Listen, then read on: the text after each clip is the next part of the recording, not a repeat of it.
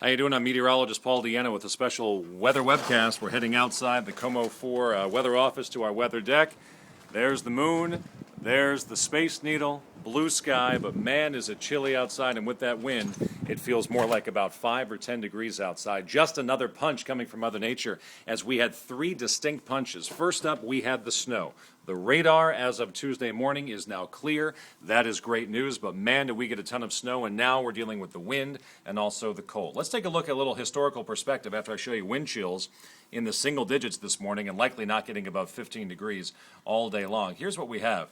This is the most pre-Thanksgiving snowfall we have had since 1985. You have to go back 25 years, the last time we had this much snow in one storm before Thanksgiving.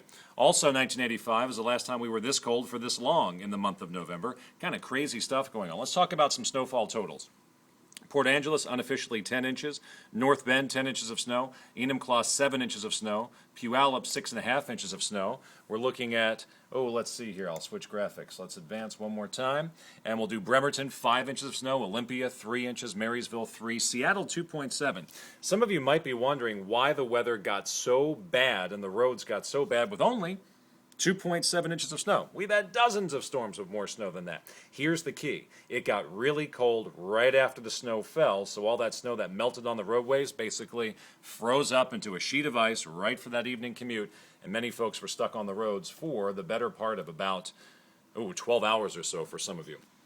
Then we got the wind. That wind came down through the Fraser Valley. 64-mile-per-hour wind in Bellingham, 61-mile-per-hour gust in Ferndale. Port Angeles and Seattle also had some very gusty winds. And it just kind of crazy, crazy weather out there. And today's high of 28 degrees, 21 degrees below normal. The morning low, 20 degrees below normal. We have not had a day like this since 2006, and before that, you have to go back to 1985, the last time we were this cold in the month of November, and we've now been below 32 degrees as of 8 o'clock this morning for 37 straight hours, and my forecast is calling for 89 consecutive hours at or below freezing. It will be Thursday afternoon, Thanksgiving afternoon, the next time that we get actually above freezing. Now, I think it deserves an explanation as to what happened, as to why we got so much snow.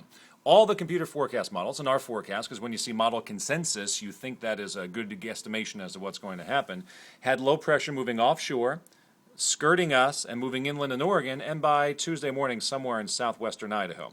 Low pressure moved right down, right over top of us, so more of a direct hit.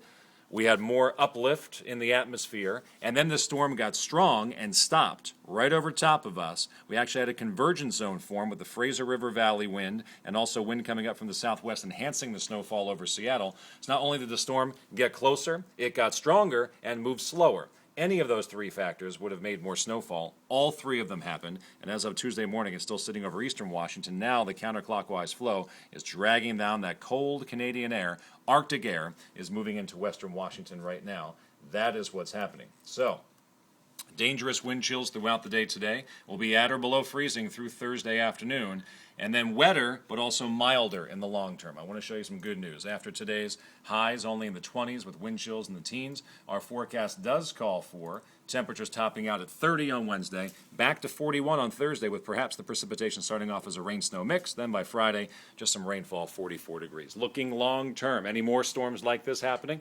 Well, can't guarantee that it's not going to happen, but long-range forecasts do call for us to be above normal precipitation-wise. You see that green right there over western Washington, but also near normal temperature-wise. We're not colored in the blue all the way out to, December 6th, the 8 to 14-day outlook. So cold blasts likely should be finished after tomorrow, and we should get back to a normal November pattern, which will just be wet and somewhat chilly. But major, major snowfall on Monday, gridlock on the roads. Things are calming down now, but we have to deal with the cold. Highs below freezing all the way until Thursday.